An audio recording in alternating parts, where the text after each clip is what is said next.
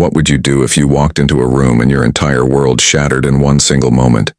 Not from an accident, not from a natural disaster, but from the two people you trusted most in this world. Your wife, the woman who promised to stand by your side through everything, and your right-hand man, the person you built your empire with, the one who swore loyalty until the end. Imagine discovering them together in the most intimate, unforgivable way. This is not fiction. This is not some Hollywood drama. This happened to a man who had everything, a man who stood at the peak of power, only to lose it all because of betrayal. This is the story of Michael Harrison, the ex-governor who caught his wife with his vice-governor in a hotel room, and how that one moment destroyed 3 lives forever. If you think you've heard stories of betrayal before, wait until you hear this one, because what happened next will leave you speechless. Before we dive deeper, let us know in the comments where you're watching from. We'd love to hear from you. And if you're new here, click on the subscribe button so you never miss any of our upcoming videos. Michael Harrison was not just any politician. He was a self-made man, someone who came from nothing and built an empire through sheer determination, charisma, and an ability to connect with people. Born in a small town in Ohio, Michael grew up watching his father work 3 jobs just to keep food on the table. He promised himself that one day he would change not just his own life, but the lives of everyone around him. And he did. By the time he was 42, Michael had become the governor of his state, a position he earned through years of tireless work, strategic alliances, and genuine care for his constituents. People loved him. They saw him as a man of the people, someone who never forgot where he came from. But behind the public image, behind the speeches and the handshakes, Michael was a man struggling to balance power and family, and that struggle would eventually cost him everything. Michael's wife, Katherine, was 15 years younger than him. She was beautiful, elegant, the kind of woman who could walk into a room and command attention without saying a word. They met at a charity gala when Michael was just starting his political career, and Katherine was working as an event coordinator. She was drawn to his ambition, his passion, and the way he spoke about changing the world. He was drawn to her warmth, her laughter, and the way she made him feel like he could conquer anything. They got married 2 years later, and for a while, it seemed like they had the perfect life. But as Michael's career skyrocketed, Katherine began to feel more and more like a decoration in his world, a trophy wife who smiled for cameras but was left alone every night while her husband worked late, attended meetings, and focused on the next election. She never complained. Not at first. She understood that his work was important, that he was making a difference. But loneliness has a way of creeping in slowly, and by the time Michael realized something was wrong, it was already too late. Then there was Daniel Carter, Michael's vice-governor. Daniel was everything a politician should be: sharp, calculated, ambitious. He came from a wealthy family, went to the best schools, and had connections that Michael could only dream of. But despite his privileged background, Daniel knew how to work hard. He knew how to play the game. When Michael first met him during his campaign, he saw potential. Daniel was young, energetic, and had a way of talking to donors that made them open their wallets without hesitation. Michael brought him on as his campaign manager, and when Michael won the election, he rewarded Daniel's loyalty by making him vice-governor. It was a decision that made sense at the time. Daniel had proven himself and Michael trusted him completely. But trust, as Michael would soon learn, is the most dangerous thing you can give to the wrong person. Daniel was not content being second in command. He wanted more power, more recognition, more of everything. And somewhere along the way, he decided that included Michael's wife. Michael Harrison's political career was built on one thing: connection. He had an ability to make people believe in him, to make them feel like their struggles mattered. He campaigned in small towns, met with factory workers, sat in diners and listened to their stories. He promised change, and when he became governor, he delivered. He passed legislation that helped small businesses, funded education programs, and fought against corporate greed. The people loved him for it, and his approval ratings were through the roof. But while Michael was busy saving the state, his marriage was falling apart. Katherine spent more and more time alone.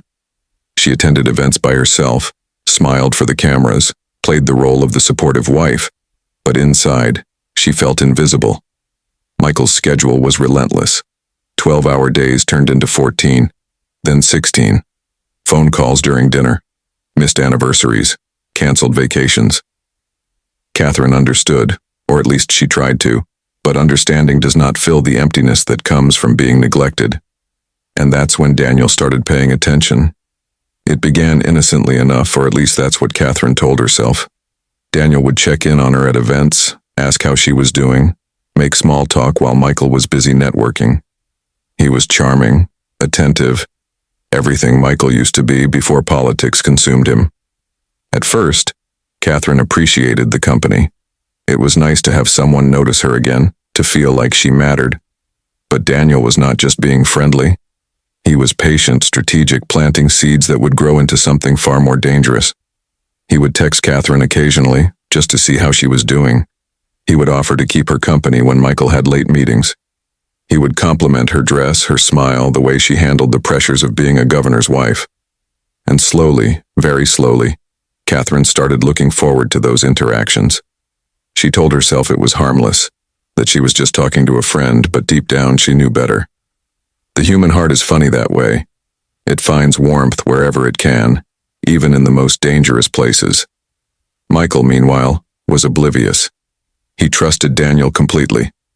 Daniel was his right hand, his partner in everything. They worked side by side every single day, building policies, strategizing for the next election, handling crises. If someone had told Michael that Daniel was spending more time with Katherine than he should, Michael would have laughed it off. After all, Daniel was like family. He was loyal. He had proven that time and time again. But loyalty, like trust, can be an illusion, and illusions always shatter eventually. There were signs, small things that Michael should have noticed but did not. Katherine started dressing differently, more effort into her appearance even when they were not attending events. She was on her phone more often, texting someone but always putting it away when Michael walked into the room. She seemed distracted, distant, like her mind was somewhere else. And when Michael tried to talk to her about it, she would brush it off, say she was fine, just tired. And Michael believed her because that's what people do when they trust someone. They believe the lies because the truth is too painful to imagine. The affair started 6 months before Michael found out. It happened after a late-night campaign event, one of those long, exhausting nights where everyone stayed behind to clean up and debrief. Michael had already left, called away for an emergency meeting with state legislators. Katherine had stayed behind to help, and so had Daniel. They were the last two people in the venue, surrounded by empty chairs and discarded banners. Daniel offered to drive Katherine home, and she accepted. They talked in the car, about everything and nothing, about how hard the campaign was, about how lonely it felt to always be in the background. And when Daniel dropped her off at the governor's mansion, he looked at her in a way that made her heart race. He did not say anything, did not need to. The tension was there, thick and undeniable. Katherine went inside that night and could not sleep. She kept thinking about that look, about the way Daniel made her feel seen in a way Michael had not in years. The next time they were alone together, it happened. A fundraiser in the city, Michael was across the room shaking hands and giving speeches. Katherine slipped away to get some air, and Daniel followed her. They stood on the balcony, the city lights stretching out below them, and Daniel told her she looked beautiful. Katherine laughed it off, said he was just being nice, but Daniel stepped closer, close enough that she could feel the warmth of his body. He told her he was not just being nice, that he meant it, that he had been thinking about her constantly. And before Katherine could process what was happening, before she could stop herself, she kissed him. It was not supposed to happen. It was a mistake, a moment of weakness. But once it started, it did not stop. They began meeting in secret, late-night phone calls, stolen moments when Michael was busy. Daniel would book hotel rooms under fake names, and Katherine would slip away, telling Michael she was meeting friends or running errands.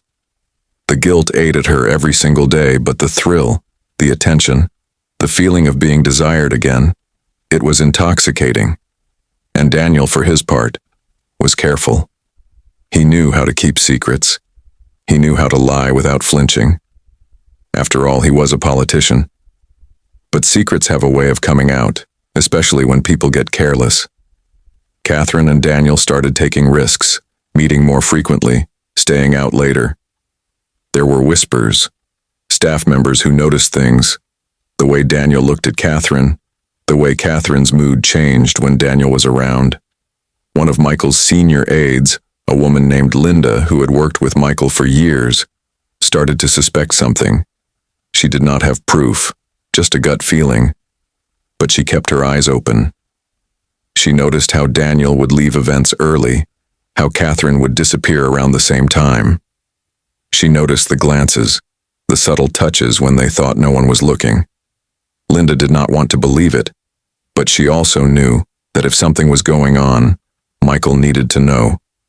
So she started paying closer attention, documenting times and dates, trying to gather enough information to either confirm or dismiss her suspicions. And then, one night, she saw them. Katherine and Daniel, getting into Daniel's car together outside a hotel. Linda's heart sank.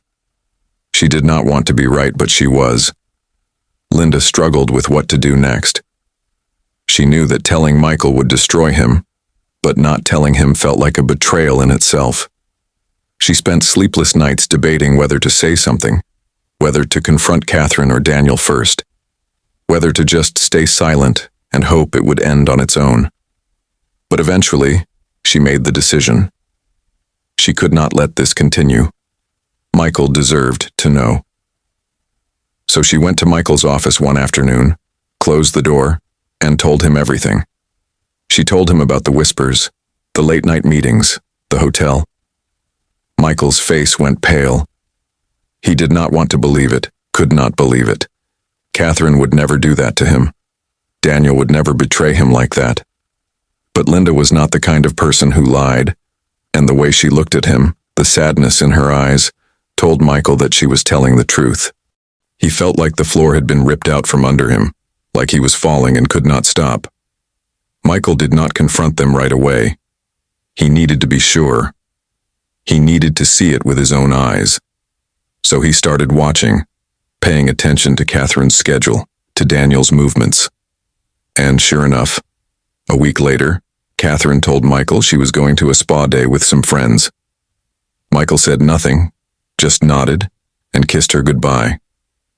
But the moment she left, he got in his car and followed her. His hands were shaking on the steering wheel, his heart pounding so hard he thought it might explode. Katherine did not go to a spa. She drove to a hotel on the outskirts of the city, a quiet place where no one would recognize her. Michael parked across the street and watched as she walked inside. 10 minutes later, Daniel pulled up. Michael's blood ran cold.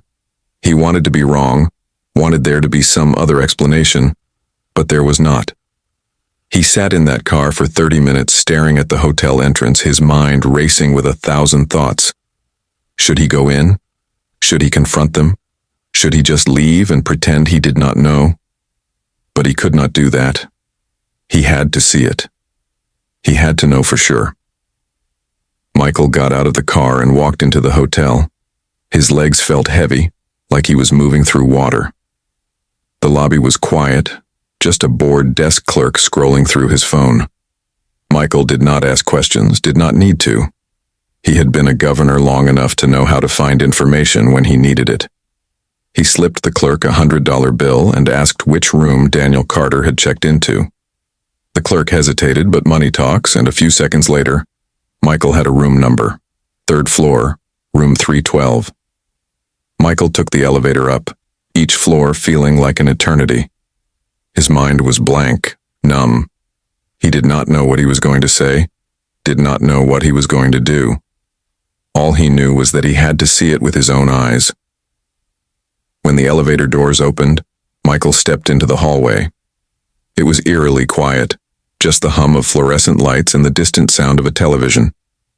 He walked down the hall until he found room 312. He stood there for a moment, staring at the door, his hand hovering over the handle. This was it. The moment that would change everything. He could walk away, go back to his car, pretend this never happened. But he did not. He turned the handle, and the door opened. It was not locked. The sight that greeted him was something he would never forget.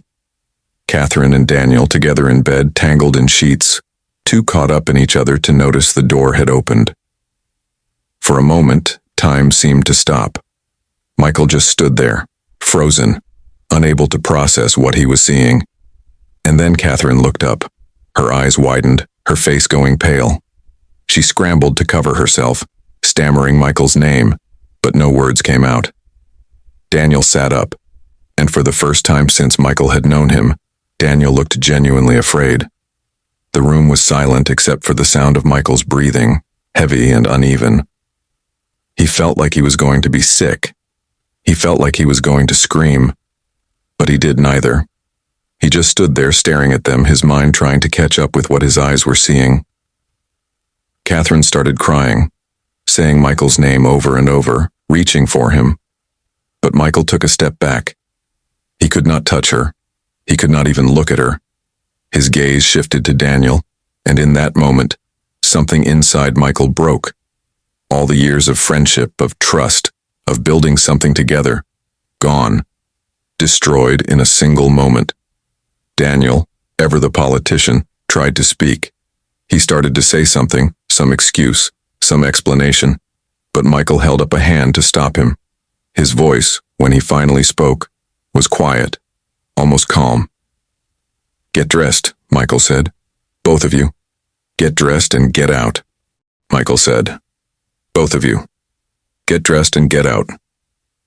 Katherine was sobbing now, begging Michael to let her explain, but Michael did not want to hear it. There was nothing she could say that would fix this, nothing that would make it okay.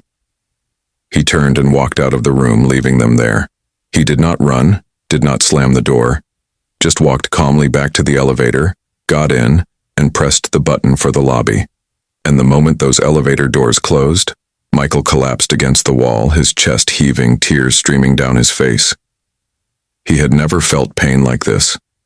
Not when his father died. Not when he lost his first election. Never. This was different. This was betrayal in its purest, most agonizing form. The two people he loved most in the world had destroyed him, and there was no coming back from that. Michael drove home in a daze.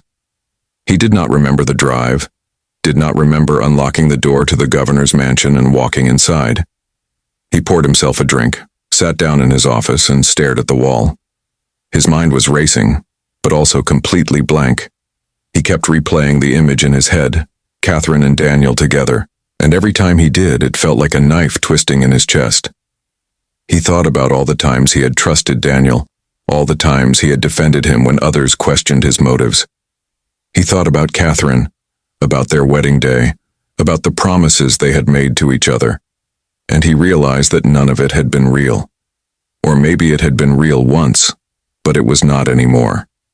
The life he thought he had, the marriage he thought he had, the friendship he thought he had, all of it was a lie. And now he had to figure out what to do next. He had to decide whether to keep this private, to handle it quietly and move on, or to let the world know what they had done. And as Michael sat there in the darkness, drinking whiskey and staring at nothing, he knew that whatever decision he made, his life would never be the same. By the next morning, word had already started to spread. Michael had not said anything, had not told anyone what he had seen, but somehow, people knew. Maybe it was the way Michael looked when he walked into his office that morning, pale and hollow-eyed, like a man who had not slept in days. Maybe it was the fact that Katherine had not come home, that she had checked into a hotel downtown and refused to answer Michael's calls. Or maybe it was Daniel, who had resigned his position as vice governor overnight citing personal reasons in a brief, vague statement. Whatever the reason, the rumors started almost immediately. Staff members whispered in hallways. Journalists began making calls, digging for information. And within 48 hours, the story broke. An anonymous source, later revealed to be a hotel employee, leaked the details to the press. Ex-Governor Michael Harrison walked in on his wife and vice-governor in a hotel room. The affair had been going on for months. The scandal exploded overnight. Michael's phone did not stop ringing. Reporters camped outside the governor's mansion, shouting questions every time he stepped outside. His approval ratings, which had been sky-high just a week before, plummeted. People who had once admired him now looked at him with pity, and Michael hated that more than anything. He did not want pity. He did not want sympathy. He just wanted his life back. But that was impossible now. Katherine released a public statement apologizing for her actions, saying she took full responsibility and that Michael deserved better. But the apology meant nothing. Words could not undo what she had done. Daniel, meanwhile, disappeared from the public eye entirely. He moved out of state, refused all interview requests, and tried to rebuild his life in private. But his political career was over. No one would touch him after this. He had betrayed one of the most beloved governors in the state, and people do not forget that kind of thing. Michael considered resigning. He thought about walking away from politics entirely, moving somewhere quiet where no one knew his name. But then he realized that resigning would mean letting them win. It would mean letting Katherine and Daniel destroy everything he had built. So he stayed. He finished out his term, threw himself into his work, and tried to move on. But it was not easy. Every time he walked into his office, he thought about Daniel. Every time he went home, he thought about Katherine. The governor's mansion, which had once been filled with laughter and warmth, now felt like a tomb. Michael hired a lawyer and filed for divorce. Katherine did not fight it. She signed the papers quietly, took her belongings, and left. They never spoke again. Michael changed the locks, redecorated the house, tried to erase every trace of her, but some scars run too deep to heal. The betrayal had changed him, hardened him. He became more guarded, more cynical. He stopped trusting people the way he used to, stopped believing in loyalty and friendship. And who could blame him? The two people he had trusted most had proven that trust was meaningless. The political fallout was brutal. Michael's party distanced themselves from him, not because they thought he had done anything wrong, but because scandal is toxic in politics. His allies stopped calling. His donors pulled their support. By the time his term ended, Michael was a ghost in his own party, a cautionary tale about what happens when personal life and politics collide. He did not run for re-election. He could not. The scandal had drained him, taken everything he had to give. So when his term ended, Michael quietly stepped down, gave a brief farewell speech, and disappeared from public life. He bought a small house in the mountains, far away from the cameras and the questions and the memories, and he tried to rebuild his life one day at a time. But some betrayals leave wounds that never fully heal, and Michael carried his with him every single day. Betrayal is a strange thing.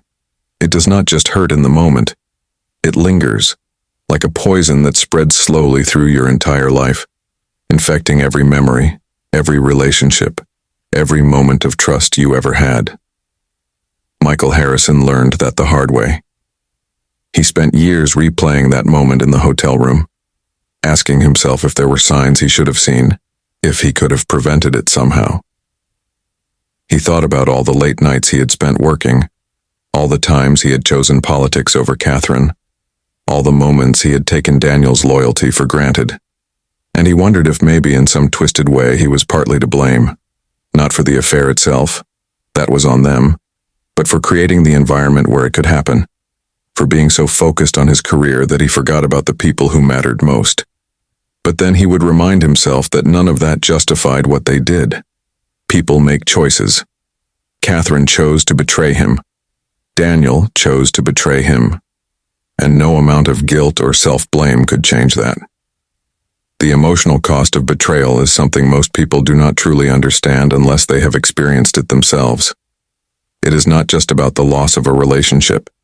It is about the loss of trust, the loss of belief in other people, the loss of the version of yourself that existed before the betrayal. Michael was never the same after that night. He became more isolated, more withdrawn. He stopped attending social events, stopped reaching out to old friends, stopped letting people get close to him. Because how could he trust anyone again? How could he open himself up to that kind of pain a second time? His therapist told him that healing required vulnerability, that he needed to let go of the anger and resentment, but Michael was not ready for that. Maybe he never would be. Some wounds do not heal. They just become part of who you are. And then there was the public humiliation. Michael had been a public figure, someone people admired and respected. But after the scandal, he became a punchline. Late-night talk show hosts made jokes about him. Memes circulated on social media. People he had never met felt entitled to comment on his personal life, to dissect his marriage and his choices. The invasion of privacy was suffocating. Michael could not go to a grocery store without someone recognizing him, without seeing the pity in their eyes or hearing the whispers behind his back. He became a symbol of betrayal, a cautionary tale, and he hated it. He hated that his pain had been turned into entertainment, that strangers felt like they had the right to judge him. But that is the price of public life. Once you become a public figure, your personal life is no longer your own, and Michael paid that price in full. Katherine and Daniel's relationship did not last. Shocking, right? Affairs built on betrayal rarely do. They tried to make it work, moved in together a few months after the scandal broke, but the foundation was rotten from the start. Katherine could not stop feeling guilty. Every time she looked at Daniel, she thought about Michael, about the life she had thrown away. And Daniel, who had once been so charming and attentive, became distant and cold. Turns out, he had not been in love with Katherine. He had been in love with the thrill, the danger, the power dynamic of having an affair with the governor's wife.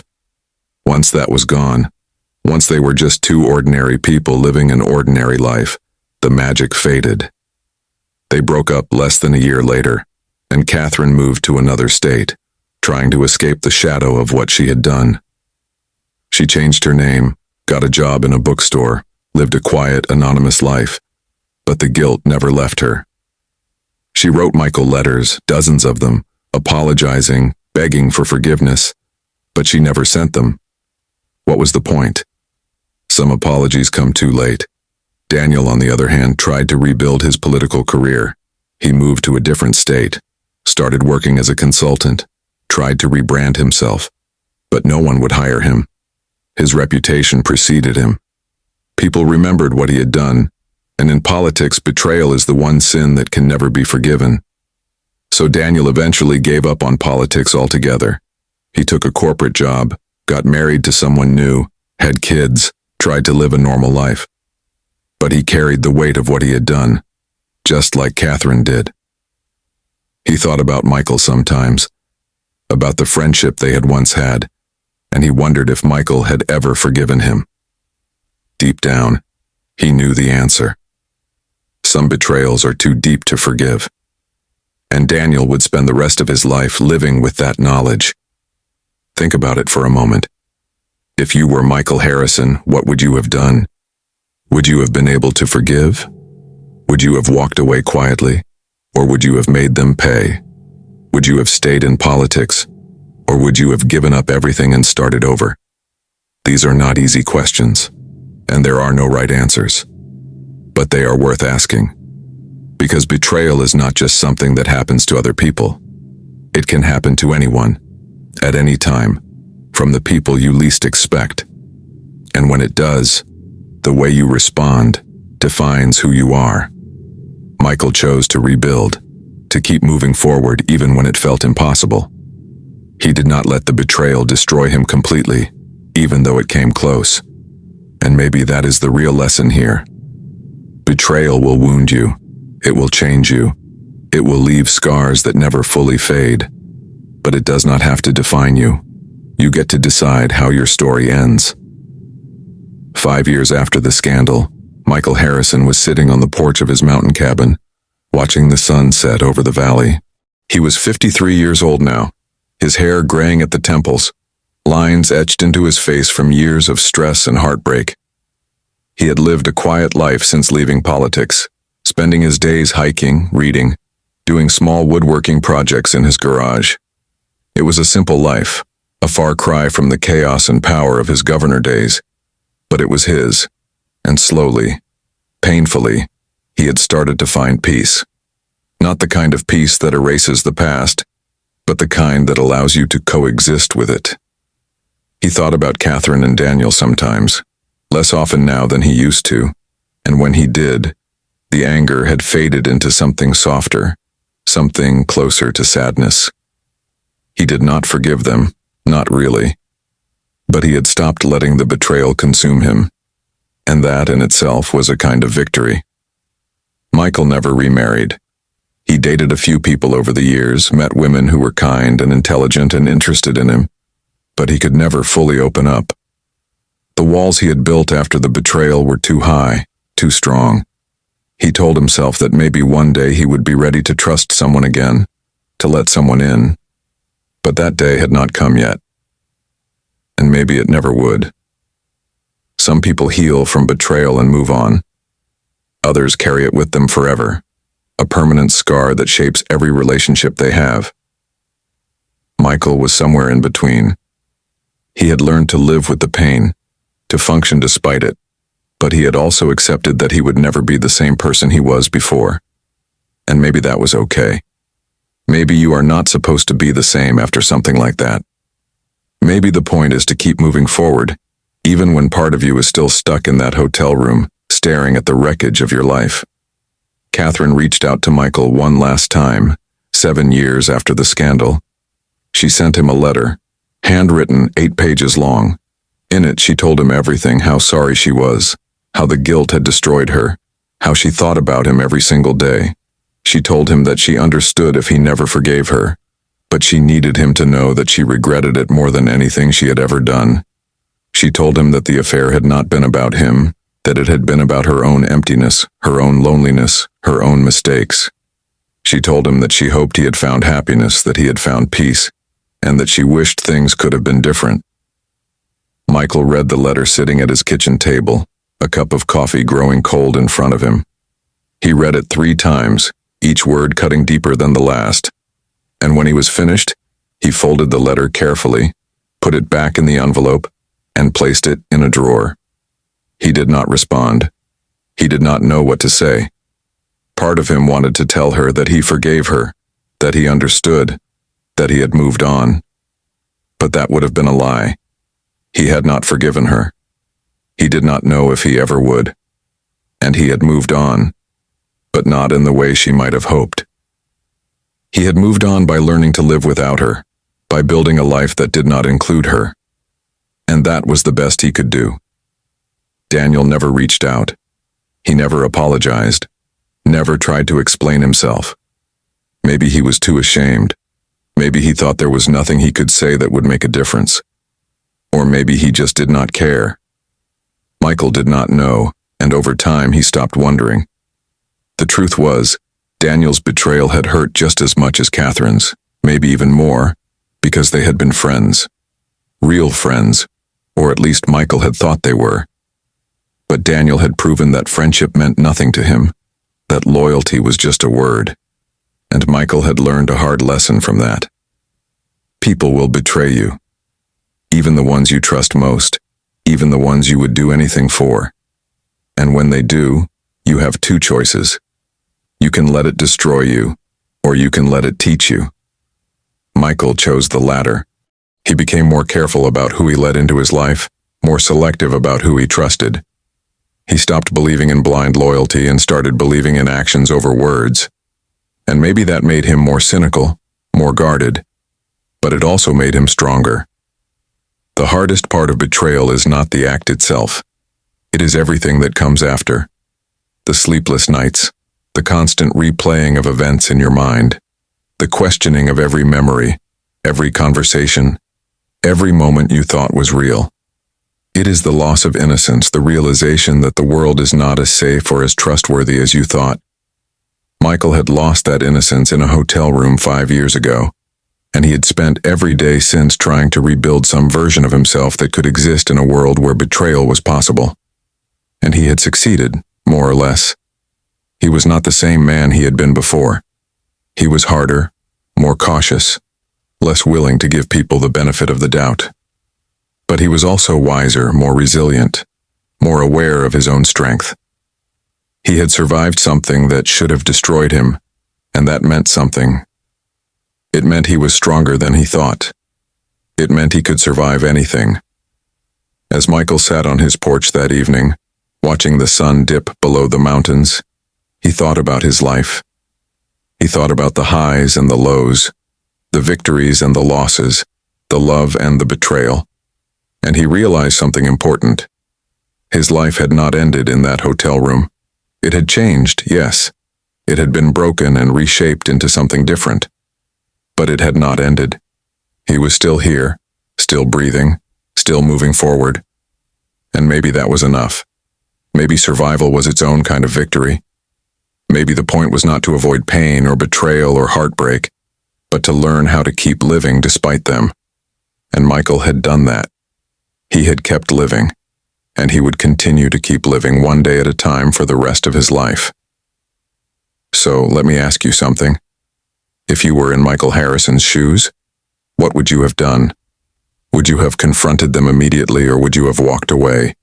Would you have fought to save your marriage, or would you have cut ties and never looked back? And more importantly, do you think Michael made the right choice? There is no easy answer to these questions. Betrayal is complicated, messy, personal. What works for one person might not work for another. But I want to hear your thoughts. Drop a comment below and tell me how you would have handled this situation. Would you have been able to forgive? Would you have sought revenge? Would you have stayed in the public eye? Or would you have disappeared like Michael did? Let me know, because your perspective matters. Your story matters. And if you made it this far, type, "I'm still here" in the comments. I want to see how many of you stuck with me through this entire journey, because this was not an easy story to tell. It was raw, painful, and real. But those are the kinds of stories that need to be told, because they remind us that we are all human, that we all make mistakes, and that we all have the capacity to hurt and be hurt. Michael Harrison's story is not just about betrayal. It is about resilience, about survival, about learning how to keep going even when everything falls apart.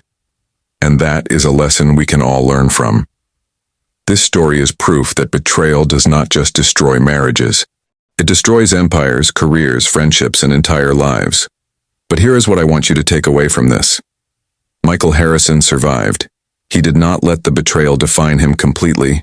He rebuilt, slowly and painfully, but he rebuilt. And if you are watching this right now and you have experienced betrayal in your own life, whether it was from a partner, a friend, a family member, or a colleague, I want you to know that you can survive too. It will not be easy. It will hurt more than you think is possible. But you are stronger than you know, and you have the power to rebuild your life into something new, something different, something that belongs to you and you alone. Before you go, I want to ask you one more thing. What lesson did you take from Michael's story? Was it about trust? About forgiveness? About knowing when to walk away? Or was it something else entirely? Leave your answer in the comments below, because I read every single one, and your insights help shape the conversations we have here. This channel is not just about telling stories. It is about creating a community where we can learn from each other, support each other, and grow together. And you are a part of that community, whether this is your first video or your 100th. If this story moved you, if it made you think, if it made you feel something, then do me a favor. Hit that like button. Share this video with someone who needs to hear it. Maybe you know someone who is going through a betrayal right now, someone who feels like their world is falling apart. Send them this video. Let them know they are not alone. Let them know that survival is possible, that healing is possible, even when it does not feel like it. And if you have not already, click that subscribe button and turn on notifications, because we have more stories like this coming.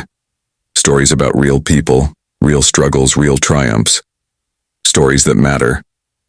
I also want to hear about your own experiences, but only if you are comfortable sharing. Have you ever been betrayed by someone you trusted? How did you handle it? Did you forgive them or did you walk away? Did it change you as a person? Your story could help someone else who is going through the same thing, so if you feel like sharing, the comment section is a safe space. We are all here to support each other, to listen without judgment, and to remind each other that we are not alone in our pain. And let me ask you this, because I am genuinely curious. Do you think Michael should have tried to forgive Katherine? Do you think there is ever a situation where infidelity can be forgiven? Or do you believe that some betrayals are simply too deep to come back from? This is not a question with a right or wrong answer. It is personal, and it depends on your values, your experiences, and your capacity for forgiveness. But I want to know what you think. Drop your opinion in the comments, and let's have a real conversation about this. Let's talk about trust, loyalty, forgiveness, and what happens when those things are broken. Now, I know some of you might be wondering what happened to Katherine and Daniel after everything fell apart. Did they ever find happiness? Did they ever truly face the consequences of their actions? The truth is, both of them lived with the weight of what they did for the rest of their lives. Katherine became a shell of who she used to be. The vibrant, confident woman who once stood beside a governor was replaced by someone who avoided mirrors, who flinched at her own reflection, who carried shame like a second skin. She tried therapy, tried journaling, tried everything she could think of to ease the guilt, but nothing worked. Because the guilt was not something that could be fixed or talked away. It was a permanent part of her now, woven into every thought, every memory, every moment of her existence. She would wake up in the middle of the night drenched in sweat, haunted by the image of Michael's face in that hotel room. She would go days without speaking to anyone, isolating herself because she felt like she did not deserve connection, did not deserve happiness, did not deserve anything good. Daniel, on the other hand, tried to convince himself that he had done nothing wrong. He told himself that these things happen, that people fall in love, that it was not his fault Michael had neglected Katherine. He rationalized it, justified it, built a wall of excuses around himself, so he did not have to face the truth. But late at night, when he was alone with his thoughts, the wall would crack. He would remember the look on Michael's face, the betrayal in his eyes, and Daniel would feel something he rarely allowed himself to feel: guilt, shame, regret. He pushed those feelings down, buried them deep, but they never really went away. They just festered, growing stronger over time, until Daniel became someone even he did not recognize.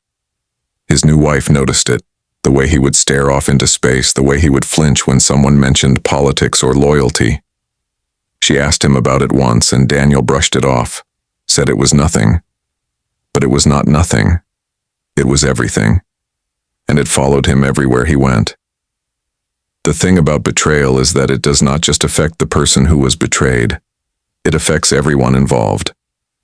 Katherine and Daniel both thought they were choosing happiness, choosing passion, choosing something real. But what they actually chose was destruction. They destroyed Michael, yes, but they also destroyed themselves. Because when you betray someone, when you break trust in such a fundamental way, you lose a part of yourself that you can never get back. You lose your integrity, your sense of self-worth, your ability to look at yourself in the mirror and feel proud of who you are. Katherine and Daniel learned that lesson the hard way, and they spent the rest of their lives paying for it.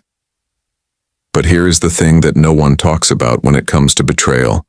The person who was betrayed often comes out stronger. Not immediately, not without pain, but eventually. Michael Harrison lost everything in that hotel room: his marriage, his trust, his belief in people. But he also gained something.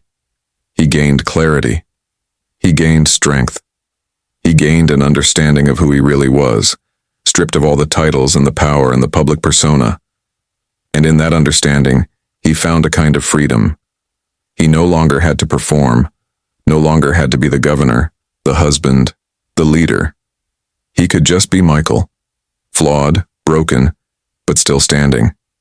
And that was more powerful than any political position he had ever held. So, as we wrap up this story, I want you to think about resilience. I want you to think about what it means to survive something that should have destroyed you. Michael Harrison's story is not a fairy tale. There is no happy ending where he rides off into the sunset with a new love, where everything is fixed and perfect. But there is something better than a happy ending. There is a real ending, an honest ending.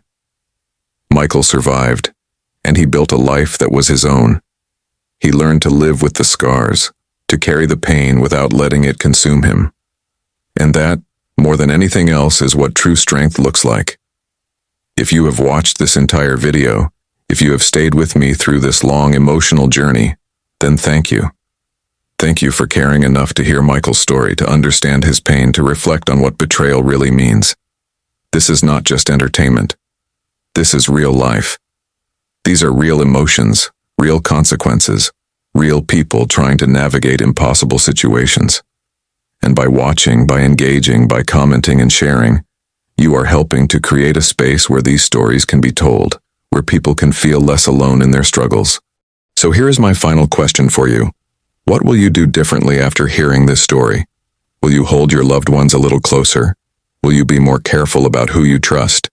Will you have that difficult conversation you have been avoiding? Or will you forgive someone you have been holding a grudge against? Whatever it is, I hope this story has made you think. I hope it has made you feel. And I hope it has reminded you that life is fragile, that trust is precious, and that the choices we make have consequences that ripple out far beyond what we can imagine. Do not forget to like this video if it resonated with you. Share it with someone who needs to hear it. Subscribe to the channel so you never miss another story like this. And most importantly, take care of yourself. Protect your heart, but do not close it off completely. Trust carefully, but do not stop trusting altogether. Love deeply, but do not lose yourself in the process. And remember, no matter what betrayals you have faced, no matter how broken you feel, you have the strength to rebuild. You have the power to survive. And you have a community here that believes in you. Until next time, stay safe, stay strong, and trust carefully. This is not just the end of Michael Harrison's story. It is the beginning of yours. What will you do with it?